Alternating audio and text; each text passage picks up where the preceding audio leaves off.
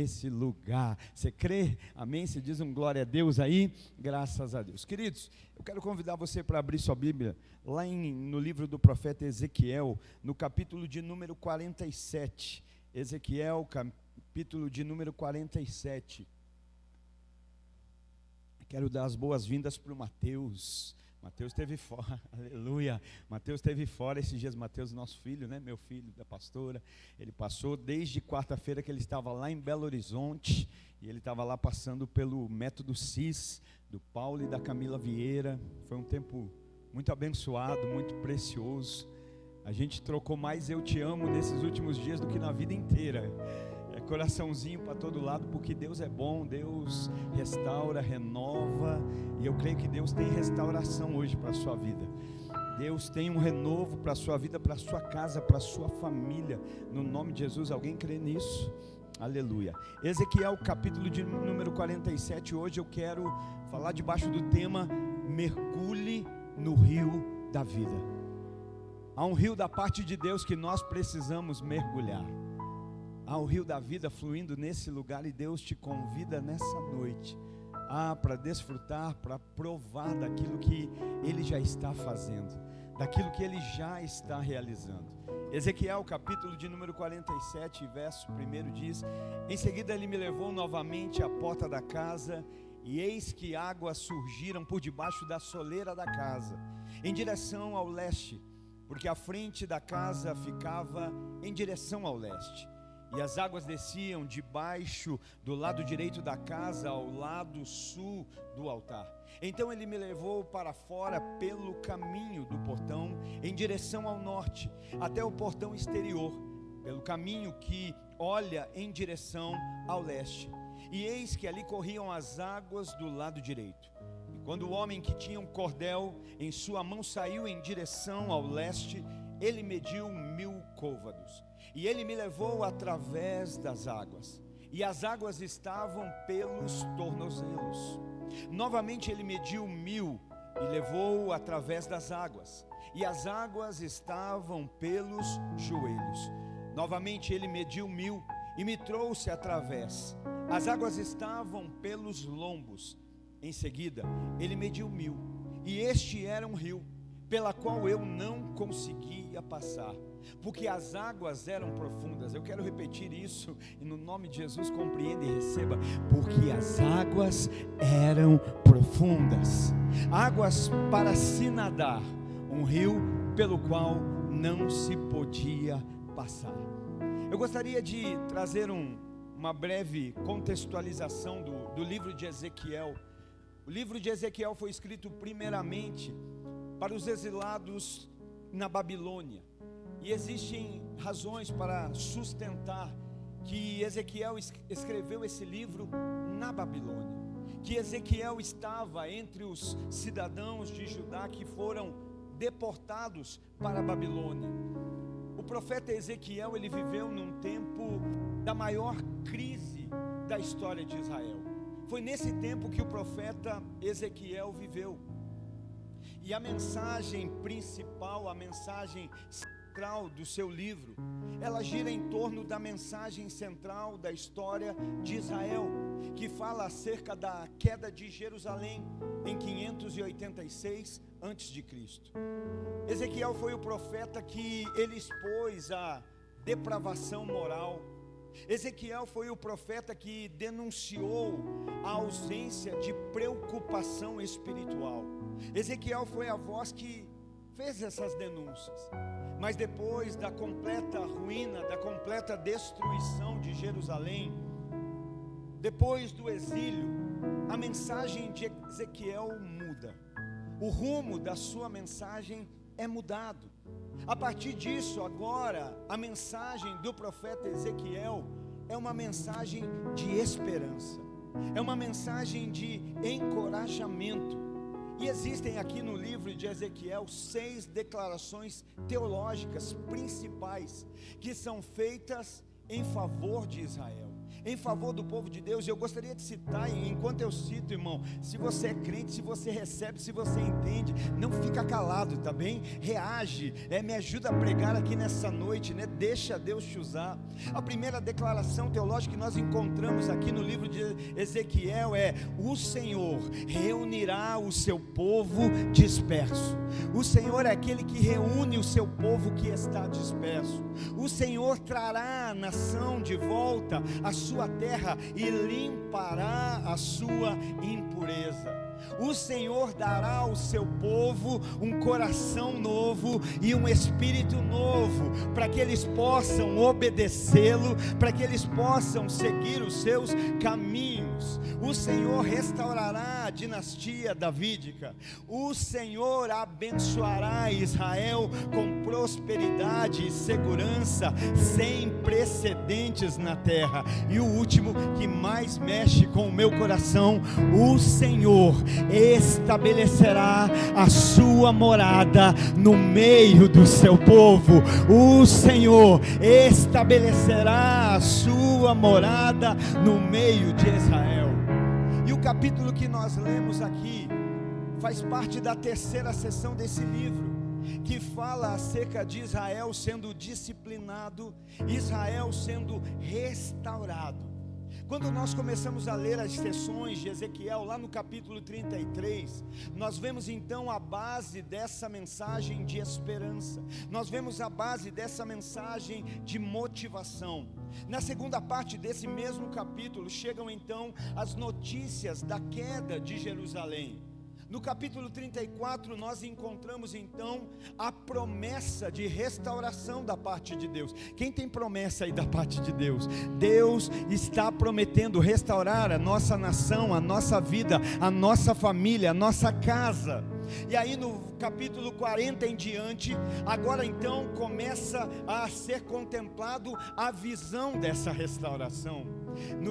Do 34 em diante existe a promessa, do 40 em diante existe a visão. E eu não sei se você está entendendo, mas hoje da parte de Deus existe uma palavra de esperança para nós. Hoje da parte de Deus existe uma palavra não de motivação, de encorajamento sobre as suas promessas. E eu creio no nome de Jesus que esses são dias em que você não apenas vai voltar a crer nas promessas, mas eu quero declarar que você vai começar a ter visões dessa promessa, daquilo que Ele prometeu, daquilo que Ele é fiel para cumprir. Alguém crê nisso? Alguém recebe essa palavra? Alguém pode dar um glória a Deus por isso? Deus seja louvado porque Ele é fiel.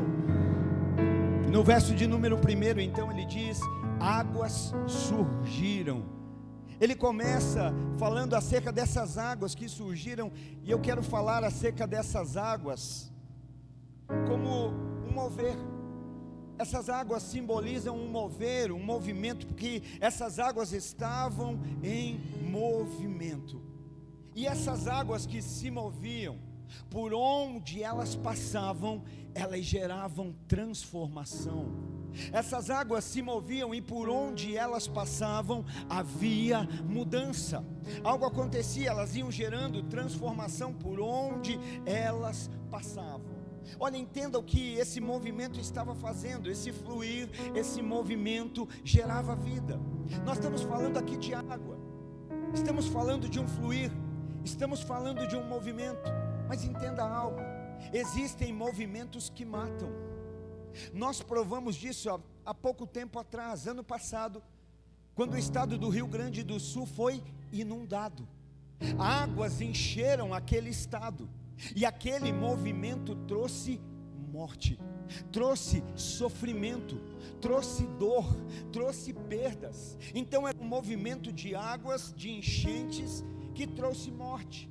Por isso, mais importante que o movimento é você entender qual é a origem desse movimento, é você entender qual é a fonte do movimento. Tem movimento que traz vida, tem movimento que gera vida, mas existe movimento que causa morte. Por isso nós precisamos compreender a origem do movimento, a razão desse fluir. Esse movimento de Ezequiel 47 é um movimento da parte de Deus. Deus, é um mover da parte do céu, e se é mover da parte de Deus, tem vida, amém? Você pode dar glória a Deus. Se é da parte de Deus, tem vida, e mais do que ter vida, Ele gera vida. É um mover que está em movimento, é um movimento, um fluir que tem vida, mas também que gera vida. E quando ele continua falando, então ele vai dizer: e me levou para fora, me trouxe para fora, me levou para fora. E quando leva para fora, ele começa então a enxergar esse mover, ele começa a enxergar esse movimento, ele começa a enxergar aquilo que está acontecendo. Esse trazer para fora significa nos tirar de uma estrutura que nos impede de ver o que Deus está fazendo. Não sei se você já percebeu, mas tem gente que você fala algo, a pessoa parece que está enxergando na frente dela, mas tem gente que parece que não está. Mas aí nós precisamos entender por quê, qual é o fundamento, qual é a base, qual é o caminho, qual é a estrutura que o crente anda. O que a Bíblia nos diz? A minha Bíblia me diz que o cristão, que o justo viverá pela fé. É pela fé que nós vivemos, é pela fé que nós nos movemos. E o que é fé? Hebreus 11, verso 1 nos diz: a fé é o firme fundamento daquilo que nós não vemos, mas que nós cremos, que nós esperamos, que nós não está diante dos nossos olhos, mas que nós cremos que irá acontecer. Gente aqui hoje precisa ser tirada do lugar de incredulidade. Gente aqui hoje precisa ser tirado do lugar de Tomé: eu só creio vendo. Não, felizes são vocês que creram sem ver. Felizes são vocês que não precisaram ver para crer. Deus hoje quer te tirar de um lugar de limitação. Sabe, quantos aqui já tiveram a oportunidade de voar? De avião, é claro. Glória a Deus. Quem não teve ainda, eu quero declarar que você vai, em nome de Jesus. Não estão com medo, irmão, de voar? Sabe, quando a gente está dentro de um avião, há uma sensação muito esquisita. Você está ali, e ainda mais quando o voo é longo. Eu fui lá para o Pará, Santarém, 5 horas de voo, meu Deus. E aí você está ali sentado, parece que não está acontecendo nada. Parece que você não está nem se movendo. Você fica olhando dizendo: meu Deus, está tudo parado, nada está acontecendo. Você olha por aquela janelinha e fala: o que é isso? Eu não vou chegar lá nunca. Nada está acontecendo. Isso é a visão que você tem do lado de dentro, porque do lado de fora aquela aeronave está a mais de 900 quilômetros de velocidade por hora. Olha a velocidade, mas dentro da estrutura parece que nada está acontecendo. Às vezes a gente está assim dentro da igreja, às vezes a gente está assim na nossa vida espiritual, nada está acontecendo. Mas eu tenho uma palavra de Deus hoje. O Espírito Santo quer te trazer para fora, para mostrar que as coisas estão acontecendo numa velocidade maior do que você possa imaginar. Não é porque você não está vendo que não está acontecendo. Creia, Deus está fazendo, Deus está trabalhando, Deus está operando. Você não precisa ver para crer, você só precisa saber que Ele é fiel. A palavra de Deus diz que se nós não formos fiéis, Deus permanece fiel, porque Ele não pode negar a si mesmo. Ele é fiel, e aquilo que Ele cumpriu, aquilo que Ele prometeu, Ele vai cumprir. Se foi Ele que prometeu, só não espera o que Ele não prometeu. Se foi Ele, Ele vai cumprir. Se foi Ele, tem base bíblica, Ele vai cumprir. Espera, confia. Está acontecendo na velocidade mais rápida do que você possa imaginar. E quando eu falo de uma estrutura, não estou falando de um lugar. Tem gente que às vezes está até num bom lugar para voar, mas a estrutura que está dentro deles impedem de voar. O que te limita não é o lugar, o que te limita é a falta de fé. Porque para quem tem fé, lugar é só um detalhe. Para quem tem fé, lugar é só um cenário.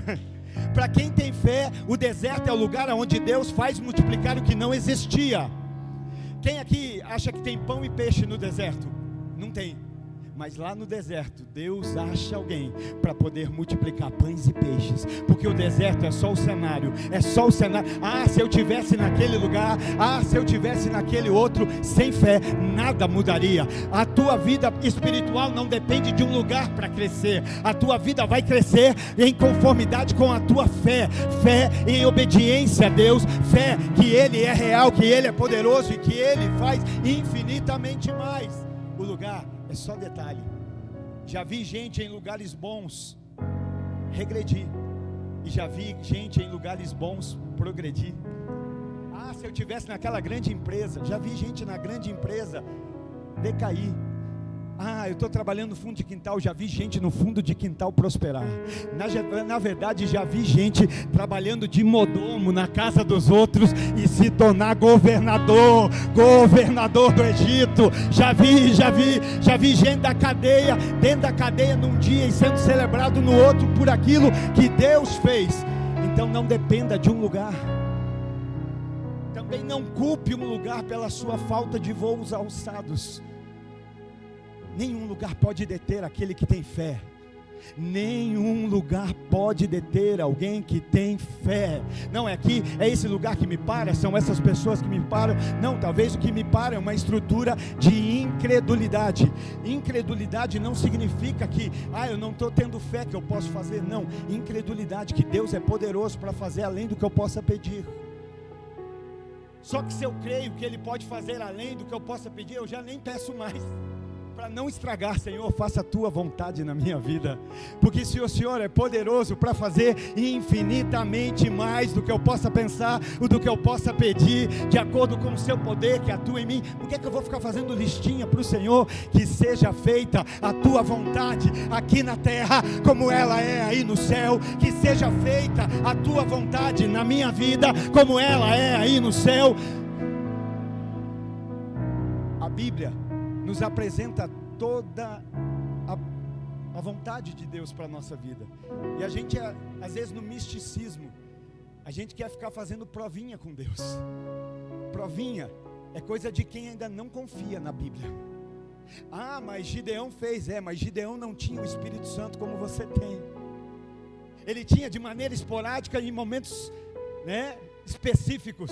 Não, se Deus quiser isso, vai acontecer desse jeito. Se for da vontade de Deus, vai acontecer isso. Não, a palavra de Deus já diz tudo o que Ele quer. A palavra de Deus já diz tudo o que Ele espera. Então não fica fazendo joguinho gospel com Deus. Não, eu vou fazer se acontecer. Não, eu não quero fazer para acontecer. Eu quero fazer o que Ele já preparou para mim, o que já é vontade dEle para minha vida. E olha que lindo, Ele está nos chamando para um lugar. Vem para fora, tem coisas maiores. Lembra quando vai falar com Abraão? Abraão, sai da tenda e olha para o céu, porque debaixo da tenda não dá para contemplar o céu, debaixo da tenda não dá para ver o que eu vou fazer. E Deus hoje está, às vezes a gente coloca expectativa na nossa força, às vezes Deus quer nos tirar dessa estrutura, às vezes a gente coloca expectativa no trabalho, no salário, no que o mundo pode nos dar, quando a nossa expectativa precisa estar no céu, precisa estar. Não estou dizendo que você não tem que trabalhar, estou dizendo que o trabalho não tem que ser teu Senhor, não estou dizendo que você não tem que ter força, estou dizendo que a tua força não pode ser superior, eu estar acima de tudo. Não, a minha força vem de Deus, a nossa força vem do Senhor, aleluia. E quando Ele fala que chama para fora, o texto ainda diz: e Ele me chama para fora pelo caminho do portão. Sabe por que isso é interessante entendermos? Que Ele tira do lugar que limita, mas Ele não tira para qualquer lugar. Ele tira de uma estrutura, às vezes é uma condição física, emocional, mas Ele não tira de qualquer jeito. Ele não tira para qualquer lugar, Ele tira no caminho. Sabe o que isso significa? Que Ele te tira desse lugar de limitação emocional, espiritual, mas Ele não te tira, ou talvez alguns vão ter que sair de alguns lugares físicos, é Deus falando. Mas Ele não te tira para que você se desvie, Ele te tira para que você permaneça no caminho. Ele não tira para ficar fora, Ele tira para andar no caminho. João 10, Jesus diz: João 14, Jesus diz: eu sou o caminho, a verdade e a vida. O caminho é Jesus, então Deus nunca vai nos tirar para deixar fora do caminho. Ele nos tira de circunstâncias da incredulidade, talvez de alguns ambientes físicos, mas não para que a gente se desvie, muito pelo contrário, para que a gente esteja ainda mais no caminho. Aleluia, você recebe isso? Você pode dizer amém? Você pode dar um glória a Deus por isso? Então aqui, depois disso, no verso 3, o que começa então é uma medição. Começa a ser medido. A Bíblia diz, então, alguém com um cordel começou a medir 1000 côvados, 500 metros. Então, ia sendo medido ali 500 metros. Irmão, pensa comigo, se é água e está sendo medido, eu só consigo pensar em algo: profundidade. Alguém está medindo para mostrar a profundidade. Há um mover da parte de Deus hoje, há um mover do Espírito alinhado com a palavra, e esse mover por onde passa, ele gera transformação, ele gera mudança, ele gera renovo. Aleluia. E Deus está nos dizendo hoje: existe uma profundidade maior, existe um mover, existe um fluir da parte de Deus que nos renova, que nos restaura, que nos revigora. Mas também existem níveis de profundidade dentro daquilo que Ele está fazendo. Você compreende isso? O mover é de Deus. Você pode dizer isso? Diga: o mover é de Deus. Mas a segunda parte: o se envolver é comigo. O mover é da parte de Deus, mas o se envolver com o mover é da nossa parte. Somos nós que decidimos em que profundidade nós vamos andar. E eu creio no nome de Jesus que hoje é noite em que nós vamos avançar em profundidade. Talvez alguns estavam dizendo: não, eu não queria conhecer para não me envolver, eu não queria aprender para não me envolver, eu não fiz o curso para não me envolver. Mas eu declaro em nome de Jesus que o tempo da falta de envolvimento com Deus e as coisas de Deus acabou. É tempo de mergulhar, é tempo de se envolver, é tempo de crescer em nome de Jesus. E o verso 3 na sua parte B diz: levou através das águas. Então observa, as águas estão fluindo, há um movimento, há um fluir da parte de Deus. Essas águas por onde passam restauram, renovam, revigoram. E de repente começa uma medição, 500 metros, 1000 côvados, há uma medição. E é nesse momento que ele diz: então as águas, levou-me através das águas. Sabe o que isso significa? Ele está dentro da água. Me levou através das águas. Levar através das águas significa que ele está dentro da água.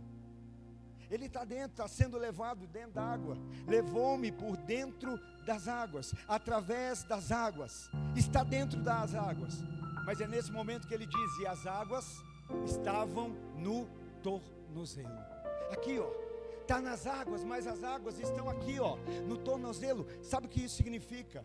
Significa alguém que está dentro da água, mas que não é envolvido por ela. Está dentro das águas, mas está de maneira superficial, está de maneira rasa. Em nome de Jesus, acaba o tempo de viver de maneira rasa, de maneira superficial no Evangelho.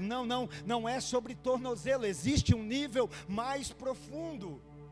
Mas aqui nesse momento é isso: está dentro das águas, mas não é envolvido por elas. Você já viu mãe quando vai com o filho para a praia? A criança molha o dedão do pé, ela fala: menino, vem para cá que tá fundo, vem para cá. Já viu mãe assim, molhou na canela: menino, sai daí que aí é perigoso você se afogar. Sabe, alguns estão no nível raso por medo, porque tem medo daquilo que é fundo, tem medo de um desafio maior, tem medo de uma profundidade maior. Mas ainda existem aqueles que estão no raso por conveniência. É conveniente estar no raso. No raso eu não me molho, no raso as águas não me descabelam, no raso a minha maquiagem não se vai, no raso a minha aparência não é mudada, eu continuo do mesmo jeito. Eu não sei qual é a tua condição, se é por medo, se é por conveniência, mas eu sei o que a palavra de Deus me diz. Se é por medo, escuta aí, 2 Timóteo capítulo 1 e verso 7, pois Deus não nos deu espírito de covardia, Deus não nos deu espírito de medo, mas de poder, de amor e de equilíbrio. Se é por conveniência. Gálatas 2, capítulo 2 e verso 20, já não vivo mais eu, mas Cristo vive em mim, e a vida que agora vivo, a vivo na dependência do Filho de Deus, que morreu no meu lugar. Numa vida onde Cristo vive, nós não vivemos mais de conveniência, nós vivemos de experiência com o Filho de Deus que nos resgatou. Você pode aplaudir a Jesus, você pode celebrar a Ele pelas experiências que você tem vivido com Ele. Você não vai viver de conveniência, o Espírito Santo não vai deixar. Não é sobre conveniência. 2 Coríntios capítulo 5 verso 17 ainda diz: aquele que está em Cristo Jesus, nova criatura é. As coisas velhas passaram, eis que tudo se fez novo. Então aqui não há lugar para medo, não há lugar para conveniência. É acerca de viver as experiências em Cristo. Eu quero mergulhar, eu quero ir mais fundo. E aqui então a medição continua. E se a medição continua, a profundidade aumenta. Quanto mais mede, mais profundo fica. E o Espírito Santo está medindo e está me chamando para mais fundo hoje. Vem para mais fundo. Existe um lugar mais profundo, existe um lugar mais intenso para nós vivermos em Deus. Existe um lugar de satisfação em Deus. Existe um lugar de nós sermos satisfeitos nele. Ele é o teu pastor? Ele é o teu pastor? Meia dúzia. O Senhor é o teu pastor? Se o Senhor é o teu pastor, de nada você vai ter falta. Ele não te faltará, e se Ele não falta, Ele te satisfaz. Nele nós somos satisfeitos, nele nós somos realizados. Como é lindo a gente olhar para alguém satisfeito, o rosto brilha, o sorriso resplandece, e Deus nos satisfaz. A medição continua, e agora as águas estão aonde? As águas estão nos joelhos. Águas nos joelhos. Você já parou para pensar quanta coisa joelho representa? Primeiro, joelho aqui no natural, no humano, é articulação, né? Já viu os primeiros lugares que dói? Com o passar da experiência natural, começa a doer as articulações, é joelho, é cotovelo, é ombro, não é assim? Porque é a articulação. Mas joelho também fala de sustentação. Você nunca ouviu que você precisa cuidar das suas pernas, porque suas pernas, né, sustentam o seu corpo. A panturrilha, alguém já disse que é o coração das pernas, olha só, porque sustenta um corpo. Então a gente precisa cuidar. Então o joelho fala de articulações, joelho fala de sustentação, mas joelho também fala de impulsionamento. O joelho nos impulsiona. Olha só, e as águas agora estão nos joelhos. Sabe por que é que eu estou dizendo isso? Porque Deus está te chamando hoje. Decida vir mais fundo, porque eu quero trabalhar nas tuas articulações. Sabe o que Deus está dizendo? Eu quero trabalhar hoje nos teus relacionamentos. Eu quero hoje, a partir do movimento de restauração e renovação, de mudança e transformação, trabalhar nos teus relacionamentos. Eu quero transformar relacionamentos na tua vida em bênção. Eu quero fazer de você um articulador de bênção e não de mal, um articulador de bênção e não de maldição, um articulador de vida e não de morte. A tua boca sendo usada para vida, para proclamar, para declarar, profetizar vida por onde você passar. Mas Ele também está dizendo: eu quero fortalecer o teu sustento. Eu quero fortalecer o que te sustenta de pé. Eu quero te fortalecer naquilo que te sustenta vivo, naquilo que sustenta o teu espírito. E mais do que isso, Deus deseja ser para nós o impulsionamento. Deus deseja ser para nós o impulsionador. Confie, dependa, mergulhe nele. É Ele. Homem nenhum pode fazer por você aquilo que só Deus pode. Alguém crê nisso? Quem crê que só Deus pode fazer o que homem nenhum pode fazer? Quem aqui crê que Deus pode te levar aonde homem nenhum pode te levar? Quem aqui aqui acredita que Deus pode te colocar aonde mais ninguém pode. Então, se você crê, você também crê que ninguém pode impedir aquilo que Deus vai fazer. Você também crê que ninguém pode atrapalhar o que Deus está fazendo. Que ninguém, se não aconteceu, é porque Deus ainda não quis. Porque nada, nem ninguém pode impedir o agir de Deus. Ainda antes que houvesse dia, eu era. E vocês são minhas testemunhas, porque operando eu, quem impedirá? Não há quem possa impedir o agir de Deus, não há quem possa. Mas você tem sido uma testemunha de Deus?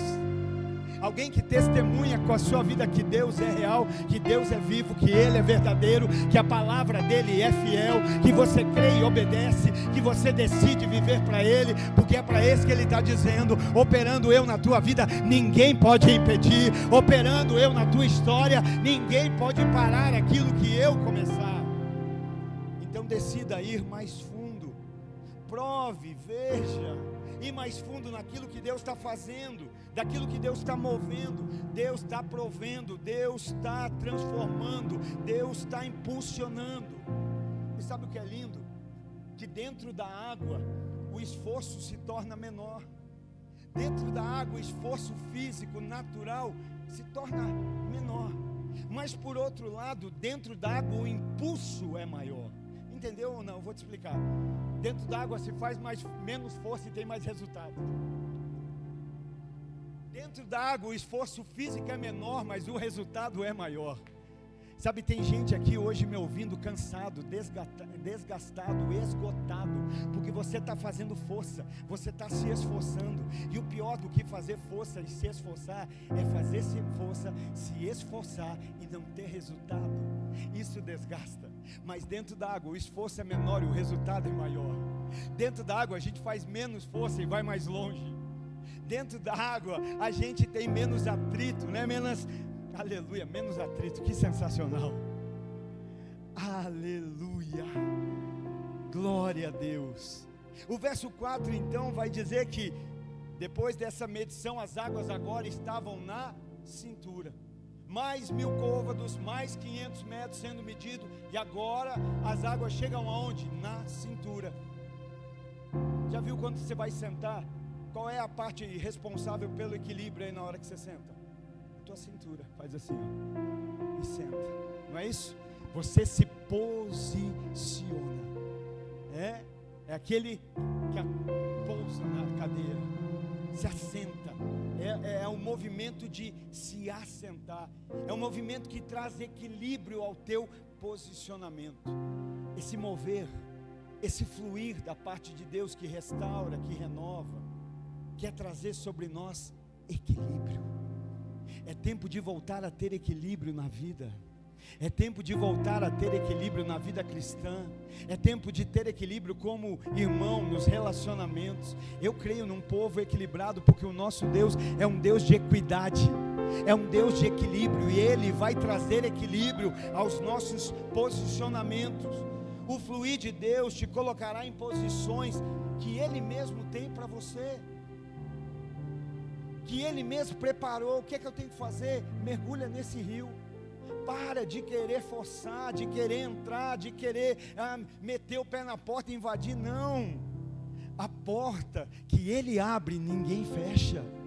Mas a porta que Ele fecha, ninguém abre. Ninguém abre. Por isso hoje o que eu preciso reconhecer, o que é a porta de Deus. Porque se a porta é de Deus, eu não preciso forçar a abertura.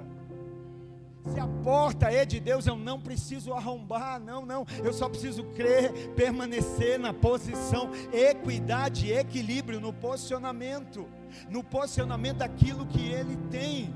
E esse fluir vai te colocar nos lugares que Deus tem para você. Talvez não sejam os lugares que você quer, mas aí é entre você e Ele. Mas vai te colocar, se você mergulhar nos lugares que Ele tem para você. O que é pior?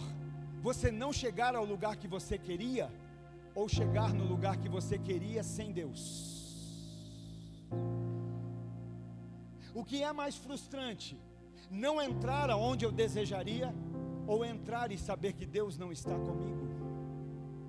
Saber que eu acessei sem Deus, saber que do lado de fora da porta Ele ficou. Talvez é por isso que Jesus bate para uma igreja, dizendo: ei, eu do lado de fora, eis que estou à porta e bato, se alguém ouvir a minha voz e abrir, eu entrarei, cearei com ele. E a gente pensa que é para o mundo. Jesus está falando com a igreja. Vocês começaram a sonhar tanto, a planejar tanto, que de repente alguém foi dizendo: está muito cheio, Jesus dá licença, fica do ladinho, Jesus agora vem para cá, que os projetos são grandes, que os planos são grandes, que as realizações são grandes. Dá licença, Jesus, dá para o senhor ficar do lado de fora? E é pior, não ter sonhos realizados, ou ver os seus sonhos acontecer fora da vontade de Deus. Deus está falando com alguém nessa noite? Eu creio. Sabe, não tem nada melhor do que nós nos movemos no fluir que Deus tem. Hoje à noite que Deus está dizendo: eu quero te mover, ouça a voz de Deus e esteja na vontade dEle, no nome de Jesus. Não faça provinha, não. Você já ouviu a Bíblia, você já ouviu a palavra, você já tem direção. Então vida com Deus não é conveniência, vida com Deus é obediência. Quer ser cada dia mais abençoado? Não viva daquilo que é conveniente para você, viva daquilo que é obediência para Deus. Eu decido obedecer, eu decido fazer a vontade, eu decido viver aquilo que Ele tem, porque Ele sabe o que é melhor para mim. Ele sabe. Alguém crê que Deus sabe o que é melhor para você? Alguém confia nisso? Aleluia, dá um glória a Deus se você confia. No verso 5 então ele diz que ele mediu mais 1000 côvados, mais 500 metros. E sabe o que eu acho lindo? Como é ruim, né, quando Deus toca nos nossos planos. A alegria se vai, o entusiasmo se vai. Ah, pastor, mexeu no meu sonho. Mas Deus está mexendo no teu sonho, por quê? Porque Ele quer fazer você mergulhar mais profundo. E se Ele tocou, que daí vocês ficam ouvindo os ursinhos carinhosos por aí, dizendo: tudo que Deus colocou na tua frente, Ele vai realizar. Tudo que você viu e quis, Ele vai te dar. Qual é o pai e mãe aqui que dá para o filho tudo que ele pede? Mas você não dá porque você é ruim? Ou porque você ama tanto que você protege? Porque você diz assim: tem coisas, meu filho, que se eu te der, você se perde. Tem coisas que se eu te der, você se mata. E eu te amo tanto que eu estou disposto a dizer: não vou te dar. Talvez hoje você vê como punição, mas um dia você vai ver como proteção, como amor, como cuidado. Mas eu vou dizer, né, não estou dizendo que Deus não realiza sonho. O que eu estou dizendo é que os sonhos de Deus são melhores, que os planos de Deus são melhores, que os pensamentos de Deus são maiores, que os caminhos de Deus são melhores. Escolha viver aquilo que Ele tem. E aqui no verso 5 então, depois de medir 1000 côvados, eu acho lindo porque agora ele não diz assim: olha, a água bate no tornozelo, bate no joelho, bate na cintura, bate no abdômen. Sabe o que ele diz? Agora essas águas eram um rio. Agora ele não está falando da parte que toca, agora ele está falando daquilo que o movimento se transformou. Águas que surgiam, que se movimentavam, mas conforme ia havendo o processo de profundidade, agora se transformou em um rio. Sabe o que Deus está dizendo para nós aqui hoje?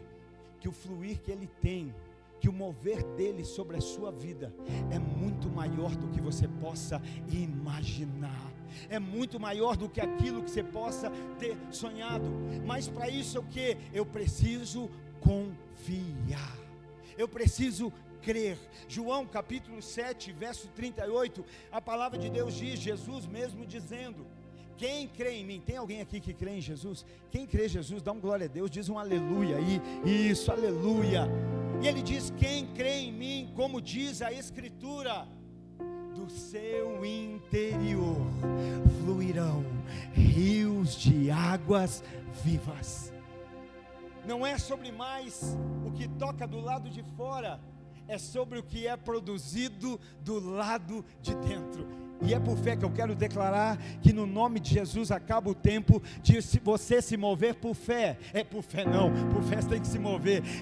Acaba o tempo de você se mover por emoções. Não porque eu senti, não porque me arrepiou, não porque eu senti algo. Não, você não se move por emoções, você se move por fé. Qual é a diferença? Quem se move por emoções, se move pelo que sente. Quem se move por fé, se move por aquilo que crê, por aquilo que conhece. Às vezes eu não estou sentindo nada. Quem está sentindo que Deus está aqui?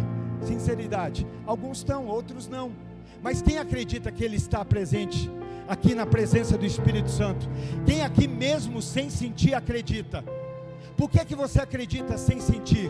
Porque você crê no que Ele disse. E Ele disse: aonde estiverem 2 ou 3 reunidos no meu nome, ali eu estarei no meio deles. Então eu não preciso ficar julgando se eu sinto ou não para crer, porque a minha fé não vem do meu julgamento, a minha fé vem do meu entendimento na palavra de Deus. E se Ele falou que estaria presente, eu sei, eu creio. E ainda que eu não sinto, eu creio que Ele está presente. Você crê na presença dele? Você pode aplaudir e glorificar a essa presença, a presença de Jesus, que é real ao mover do Espírito Santo que está no nosso meio.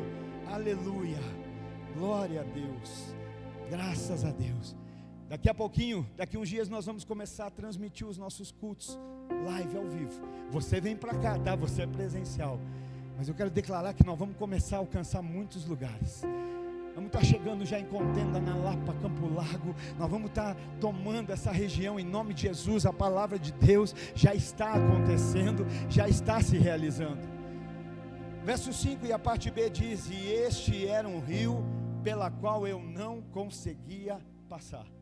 Olha a declaração do profeta. Deus está fazendo algo grande, Deus está fazendo algo maravilhoso, transformador, mas eu não consigo passar.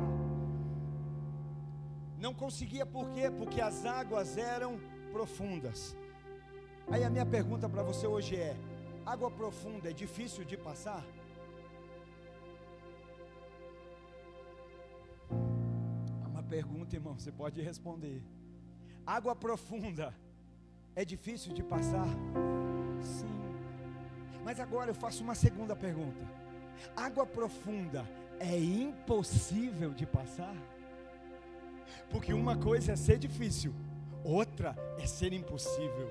Uma coisa é ter um grau de dificuldade, outra coisa é ser impossível. Então água profunda pode ser difícil, mas não é impossível.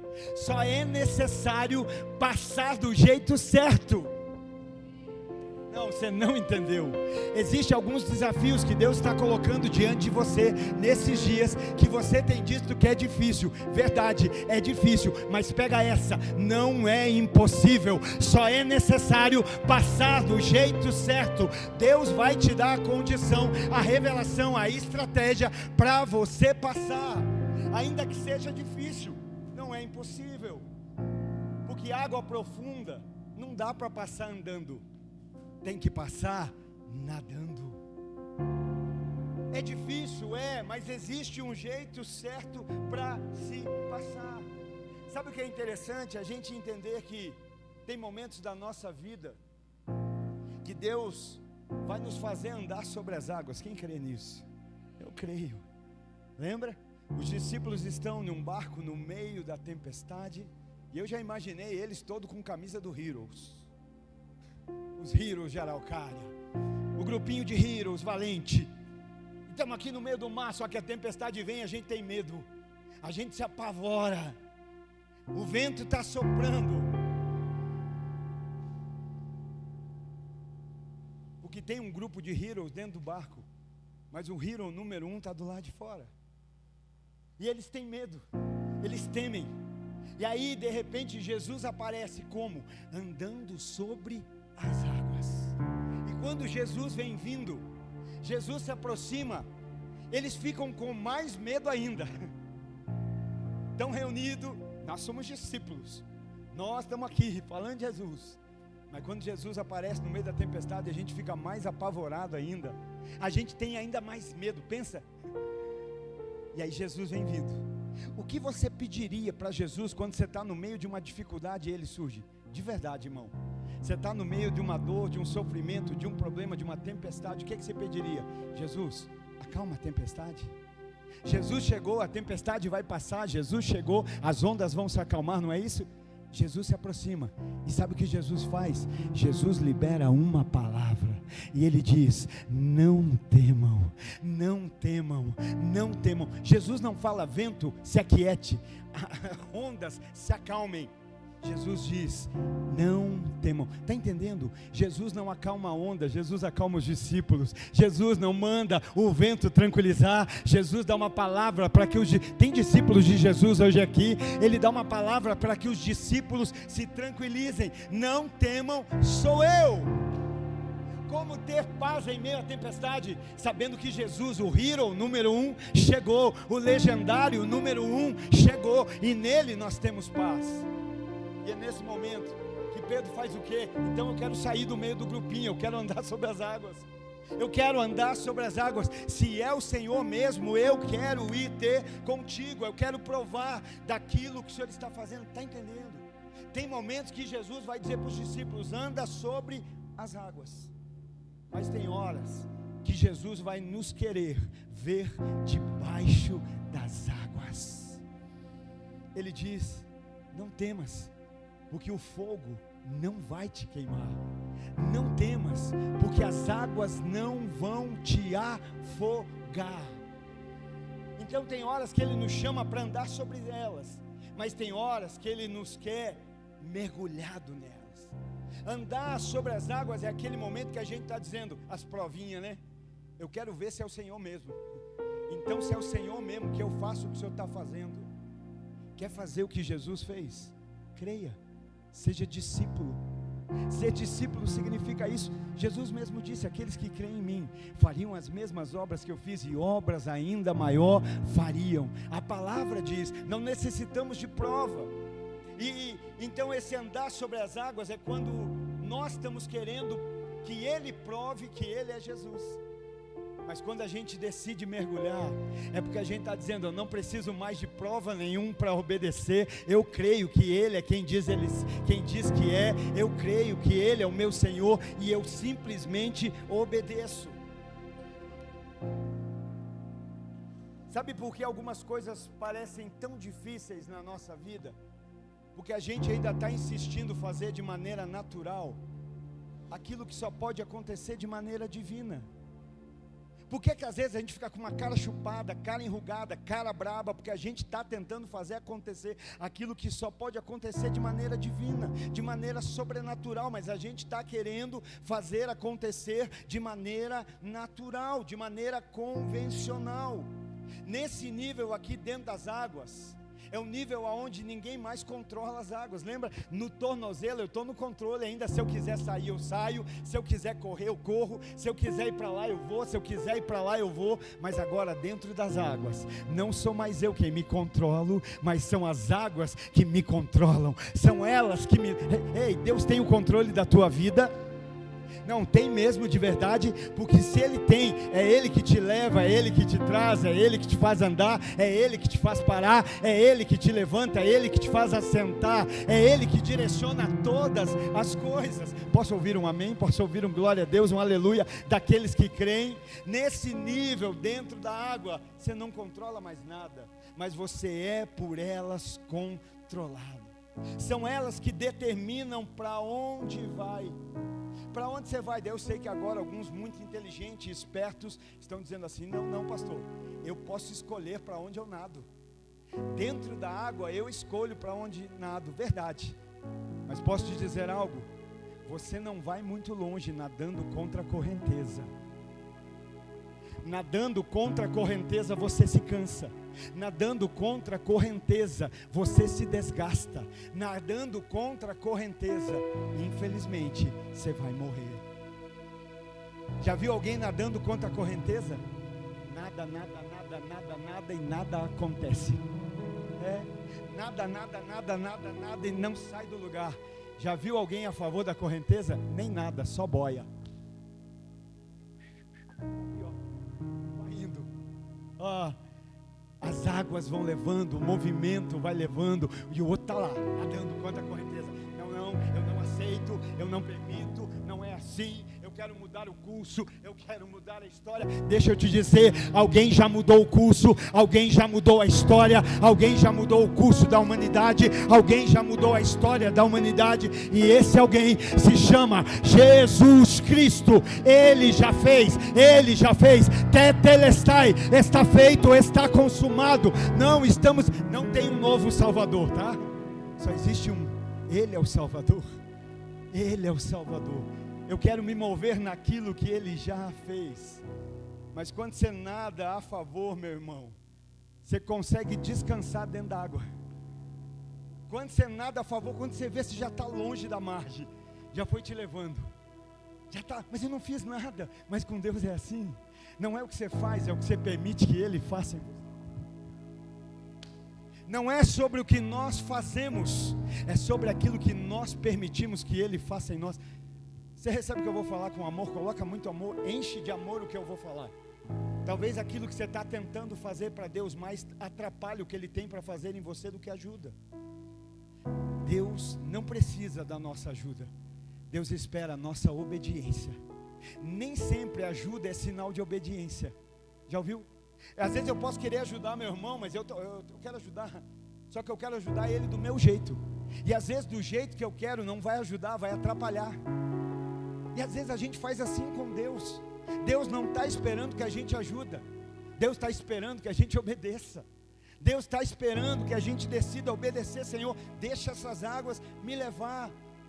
Mas a favor tem renovo, tem impulsionamento.